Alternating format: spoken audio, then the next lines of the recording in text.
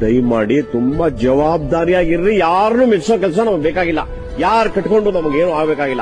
ನಾವು ಚೆನ್ನಾಗಿದ್ರೆ ಈ ಪ್ರಪಂಚ, ನಾವು ಬದುಕಿದ್ರೆ ದುನಿಯಾ, ನಾವಿದ್ರೆ ಎಲ್ಲ ನಮ್ಮ ಮುಂದೆ ಯಾರು ಬರಲ್ಲ.